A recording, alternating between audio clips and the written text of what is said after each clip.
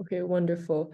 Welcome everyone. Thank you so much for joining us for another Kumi Now online session. If you are new here or you're not familiar with Sabil, I can link our YouTube channel, which we post some of our past recordings as well as our website. So today is an exciting session. Today, actually, April 4th is Palestinian Children's Day. So we wanted to focus actually a session on this.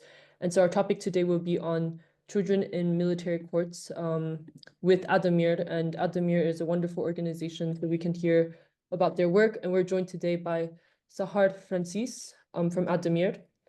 So I would like to introduce her for a bit before she does her presentation, but after her presentation, we will have a Q&A. So if you have questions, please put it in the chat. If you have comments as well, put it in the chat. Unless you have a question, you can raise your hand. But since we have a short time, we don't want to spend too much time on comments, people raising their hands to make comments. So Sahar Francis is a human rights lawyer and the director of Addameer for Prisoner Support and Human Rights Association. She has been working with Palestinian prisoners for more than 30 years, is very well active in the civil society in Palestine.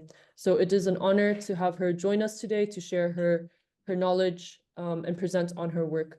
So thank you, Sahar, and we look forward to hearing from you today.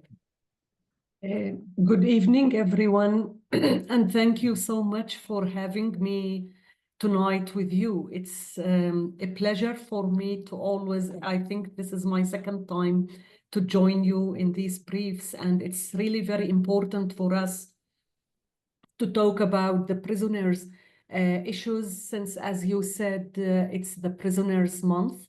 The 17th of April is the Prisoners' Day in Palestine. And actually, the last year and a half were very, very difficult year for the whole prisoners movement, and especially for the children who were detained and imprisoned in these months. Unfortunately, last week we lost one of these child detainees inside custody. He's a 17 years old boy, Walid Ahmed, that lost his life for health neglect issues. He was affected by scabies, the skin disease, and it was developing with another infection, and he couldn't survive. His case reflects how bad is the situation for the whole prisoners inside custody, but especially for children in these held in these horrific conditions. As you may know, that the Israeli occupation were always for decades using the issue of imprisonment actually to control the whole Palestinian society. And especially when arresting children, you would wonder why the occupation would arrest hundreds and thousands of children every year and torture them, ill-treat them, arrest them under administrative detention. What's the purpose?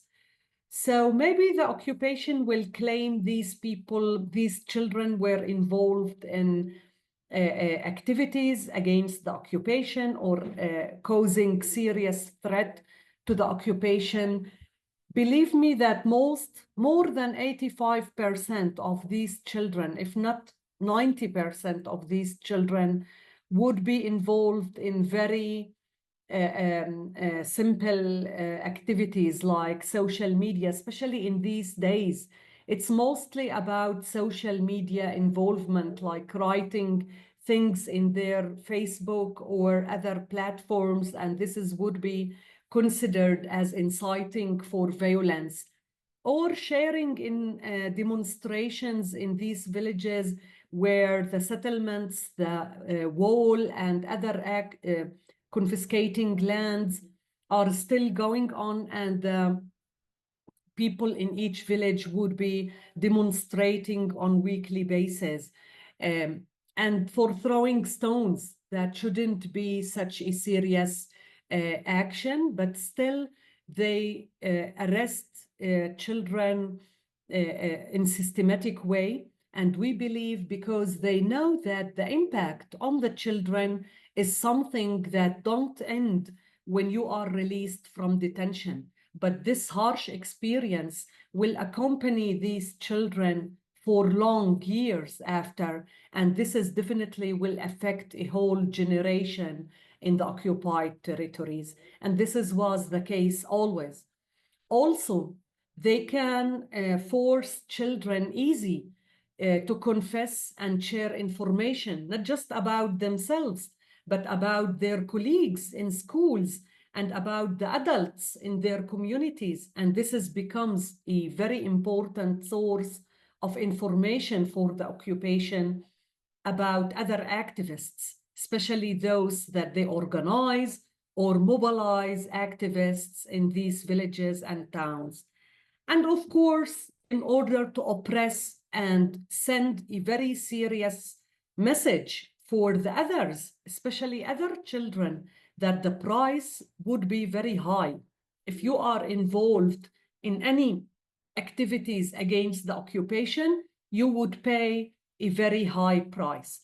And this is how they were actually using the military orders, the military courts, also the civil law inside Jerusalem in order to control the whole Palestinian society, including children.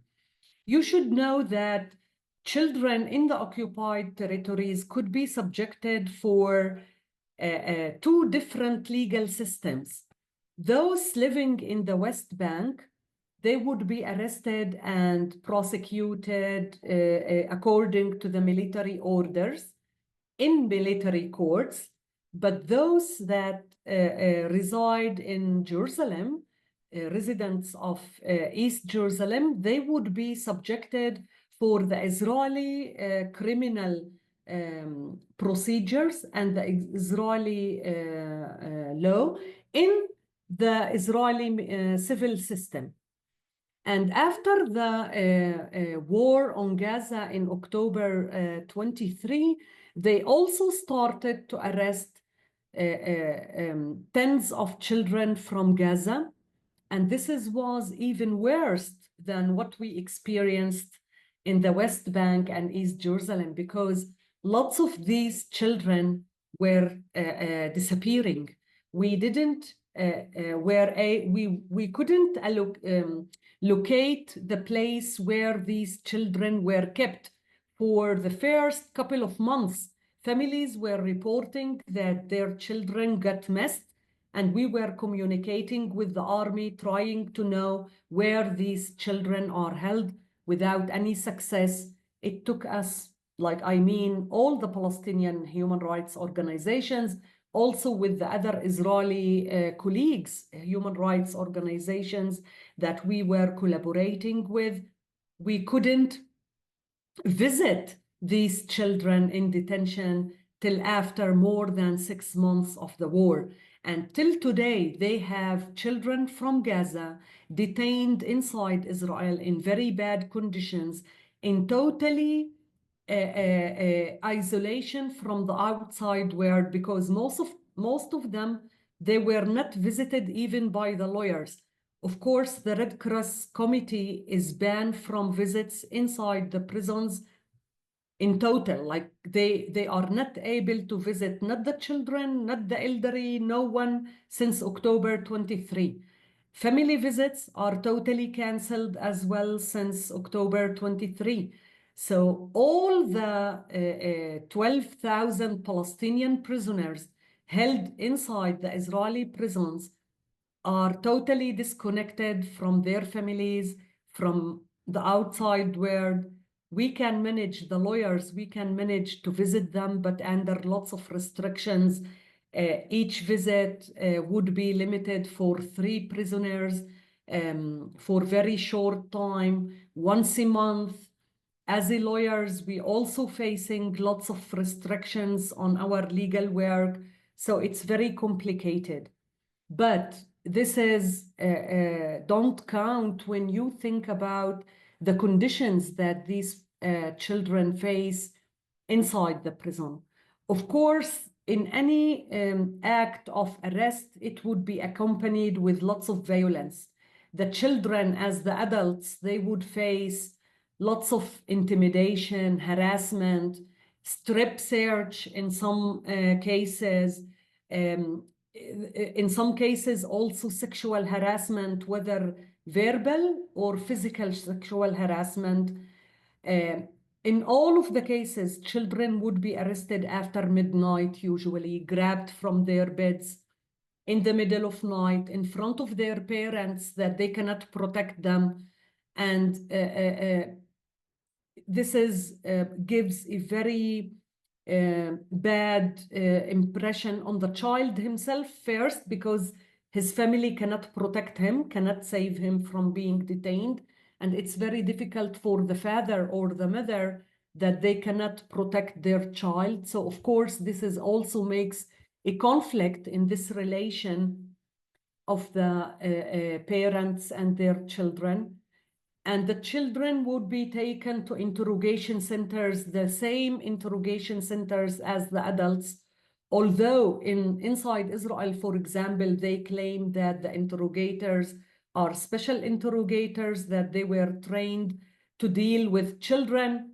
Of course, according to the Israeli law, there is a whole set of different rights that applies for children, but this is not always applicable for Palestinian children, even under the Israeli law. So there is discrimination in the legal system when you are Palestinian child or an Israeli child, because Palestinian children, even in the Israeli civil system, they would be classified as people who committed the crime with ideological motivation. So it's classified as security crimes, and based on ideological motivations. Even throwing a stone would be associated with the fact that you are a Palestinian attacking Jewish people. So it's always long period in detention, long sentences, more serious sentences than if you compare it with other Israeli child criminals, that they would be arrested for similar activities. Of course, in the military system, the children are not protected at all according to the international standards of the protection of children according to the Convention for the Child's Rights. Although Israel is part of this international treaty, but of course, Israel denies the applicability of the international human rights law on the occupied territories. They don't reflect these standards in the military court system. And up till 2012, actually, they were prosecuting children in the same military court as the adults. The change came in 2012 when they, 2010, sorry, when they created the military court for juveniles. But actually, it's just about separating the juveniles physically in the process of the trial between adults and juveniles. But the juveniles wouldn't be offered any other sentence but just the custodial sentence, which means that the court will always send the child for prison no matter what he did. There's no other alternatives. While according to the international law, the imprisonment against a child should be the last tool that the court should use. In our case, most of these children would spend months over months in detention. Currently, there's around 350 children from the West Bank and East Jerusalem inside the prisons. As I said, we don't know the exact number of those from Gaza that they are arrested, but some of them, they were released in the last couple of weeks. All of the child prisoners are held in 3 prisons inside Israel. One is near Ramallah city called Ofer. One is near Haifa inside Israel is Damoon. And the other one is Megiddo, where they have also those from Gaza in Megiddo. In these 3 facilities, the children are separated from the adults. They are held in their own sections. But as I said, they are facing more or less the same conditions, the same torture, the same abuses, the same health concerns. Since the beginning of the war, the Israeli prison system started with a systematic starvation policy. It was reflected in the fact that they minimized the amount of the food that they were offering for the prisoners and the quality of the food. For long months, the food was just bread, like 4 or 5 slices of bread in the breakfast with a very small can of cheese or marmalade or chocolate, the same in the lunch and the same in the evening, with 1 apple or 1 carrot or 1 cucumber, whatever vegetable or fruit they have.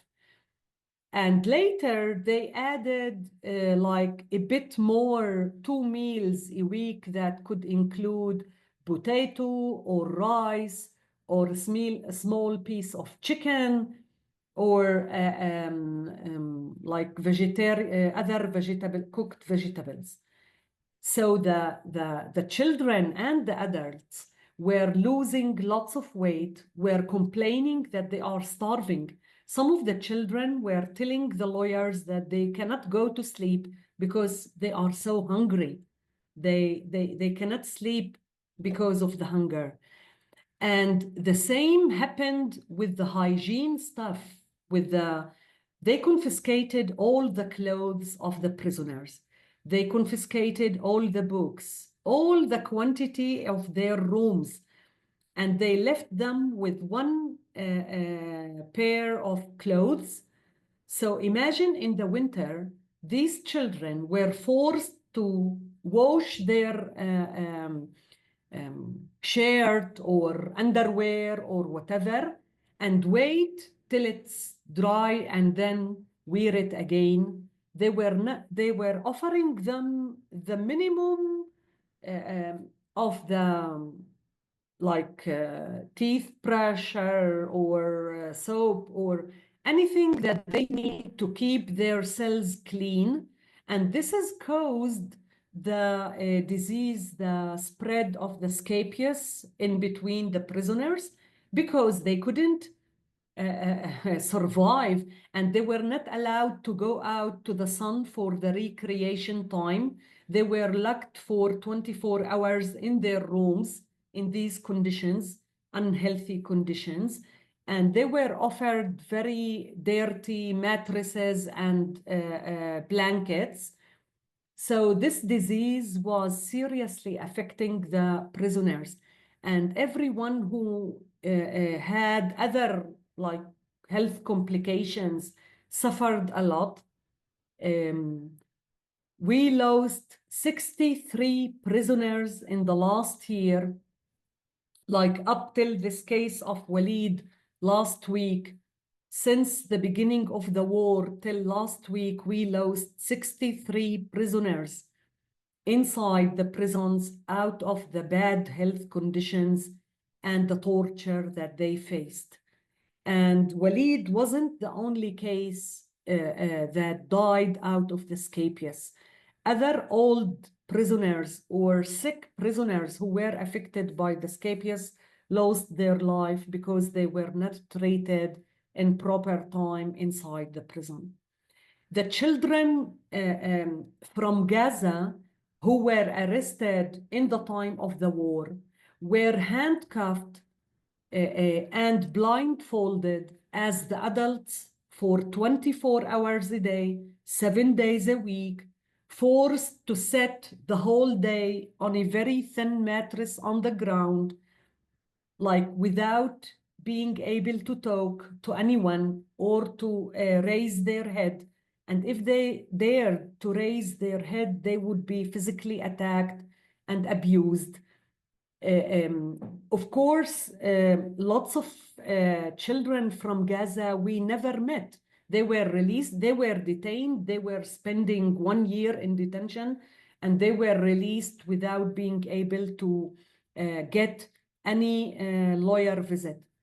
All the detainees, most of the detainees from Gaza, including all the children, were held under the Israeli civil law called unlawful competent law. This law is very similar to the administrative detention policy. They can use, a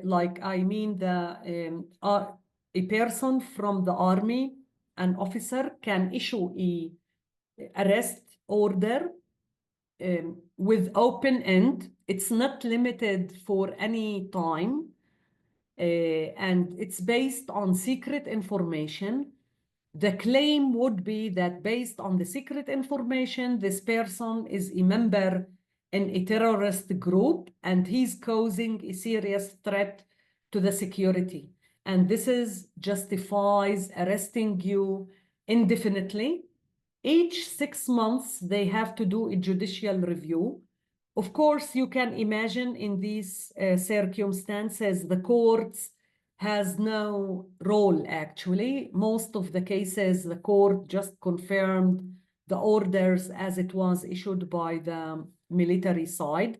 So these children spent in this detention 1 year or even more than 1 year.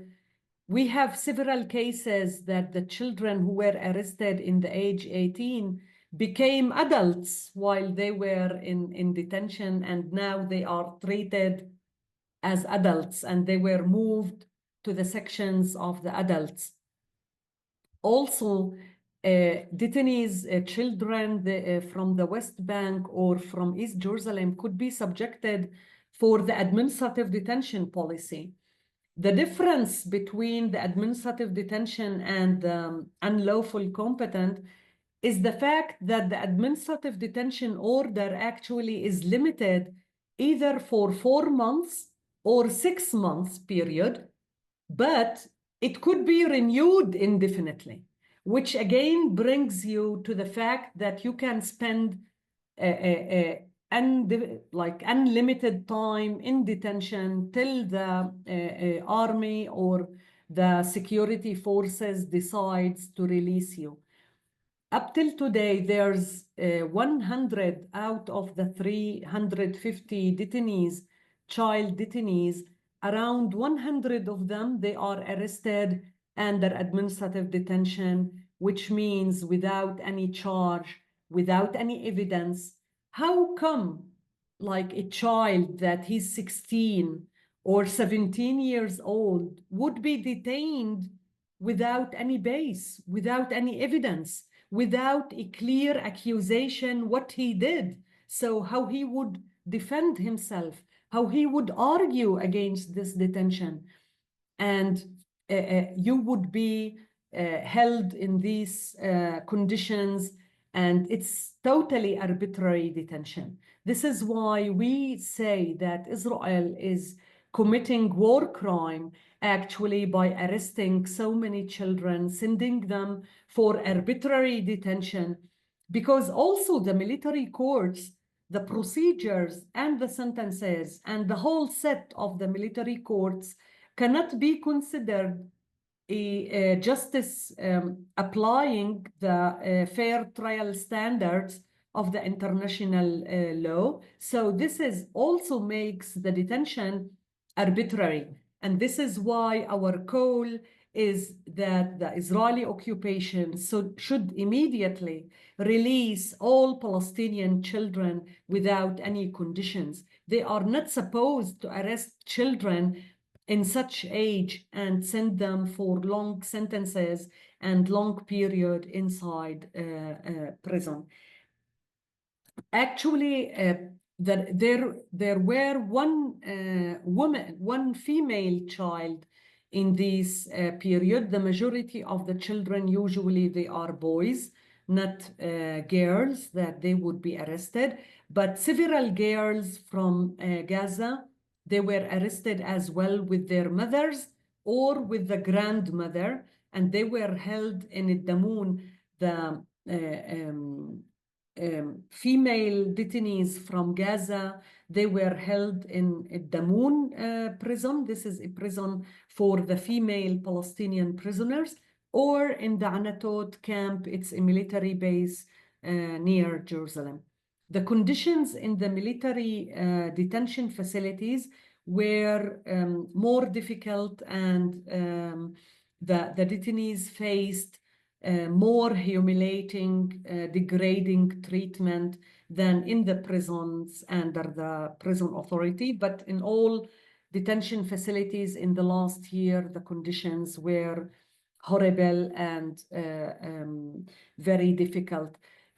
I would stop here. There's lots of details, to be honest, to share about what the prisoners experienced in the last year on the level of the sexual harassment and the other abuses. But let's open it, and maybe via the questions we can discuss more. Thank you so much, Sahar. Yeah, these are very heavy facts, but it's very necessary that we hear from it. So thank you so much for sharing with us. Someone asked just a clarification of how many Palestinians have been detained since October 7th, and of those, how many have been children? Yeah. So again, the accurate figures are relevant to the West Bank and East Jerusalem, because on the Gaza level, the Israeli authority were not sharing the accurate statistics. So in the West Bank and East Jerusalem, around 14,000 people were arrested since the October 23. Out of them, there's around 1,000 children. The figures from the Gaza Strip much, much higher, because they arrested more than 10,000 people from Gaza. And as I said, we don't know exactly how many children were arrested from Gaza. But so far, they released a lot of people from Gaza, even before the exchange deal. So far, those from the West Bank that they are still in detention, they are 9,500. Out of them, 350 children. From Gaza, we estimate that they still have 2,500 detainees, and we don't know how many children from them, from Gaza, are still in detention. And you mentioned a little bit of your difficulties as a lawyer and the legal challenges that you face. And so how does Addameer monitor these cases? And I know I think 2022 or 2021, Addameer was attacked by the Israeli government. So has that also continued to affect your work this year and the last 2 years? And how has that looked like for you? Yes, for sure. So, as you said, we were, along with other 6 Palestinian human rights organizations. One of them is Defense for Children International, the Palestinian chapter. Our colleagues that they are specialized in child prisoners cases. We were declared terrorist organizations by the Israelis. So since then, actually, we're trying to keep the legal work separate from the organization. So we have lawyers and legal team that they do visit and represent in the different courts, but without direct connection to Addameer. So Addameer kept the monitoring over the cases, as well with the field research that we do. So we do have interviews with released prisoners, including children. whether in the West Bank or in Gaza over phone or video conference calls. But it's not easy. Like, this is why also sometimes we prefer not to make this direct. For example, myself, I'm not always admitting that I'm the director of Addameer, not in all events, or depends. And how can international, because it seems like, international pressure is very necessary to continue to get Israel to abide by these international legal norms, which, obviously right now is not something they're abiding by. What recommendations do you have, especially with the upcoming days honoring Palestinian children and honoring Palestinian prisoners? Can people engage in what type of actions that, in your opinion, would be helpful for the work that you do? I think let's start from the developments on the international level that took place in the International Court of Justice in the July decision. I know it's not a binding legal decision to the state of Israel, but this is a very powerful framework, legal framework for the whole issue of Palestine, because this decision confirmed that the Israeli occupation is illegal. And the court told Israel that they should dismantle their occupation, withdrawal from the occupied territories immediately, with dismantling settlements and all. And they specified that all the actions that Israel is doing in the occupied territories are illegal. Why it's very important? Because this means that also the imprisonment and the detention and the military court system and all this system of oppression that Israel were using for decades is illegal and it should be stopped. Means you have a powerful way how to demand that all the prisoners, especially children, should be immediately released. Ending the occupation should mean that releasing all the prisoners that Israel arresting and claiming that they are terrorist people. It's not correct. All these 9,500 people were not like very couple of hundreds, less than 500 people are sentenced for serious sentences that related to violent actions. In some cases didn't cause even injury or death for anyone, but there was attempt or plan for serious activities. Most of the others are activists, students, children, political leaders, and so on. So this is why it's very important for us, especially now. I mean, you see how Israel is ignoring totally all the decisions on the level of ending the war, opening the crossing in Gaza. It's really very urgent to put every pressure that we can so the genocide stops in Gaza. And in the same time, we should highlight that the occupation should end. And means releasing all prisoners. Thank you so much. So we have a few other questions here. One referring back to the report you just gave us about the statistics. Other than the ceasefire exchanges, have they also released any children from Gaza since October 2023 outside of the exchanges? Outside of the exchange from Gaza, no. Wow. And then someone also asked if, and this is referring to Samadun, which is the Palestinian prisoner network based in the United States, that it was accused of being a terrorist organization by the US. So someone wanted to know if this is something similar with the US and Addameer, if the US is also, agreeing with Israel's assessments of Addameer, any pressure from the US on that end.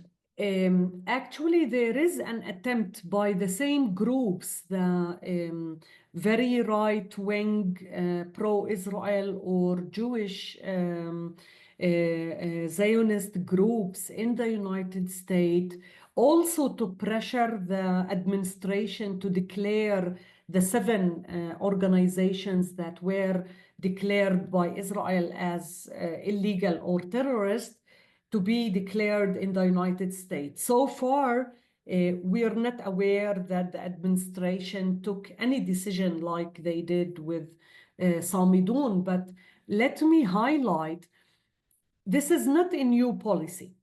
Since after September 11th, the United States, with the campaign against terror that they launched in all of the globe, and actually much with the support of the Israeli governments, different governments, because was always the case for Israel, in order to attack civil society, in order to undermine the importance of the work of human rights groups, social groups, charitable organizations, all different elements of our civil societies. It's easy. You can claim that you have secret information that this group is associated with terrorism. Remember what they did with the UNRWA.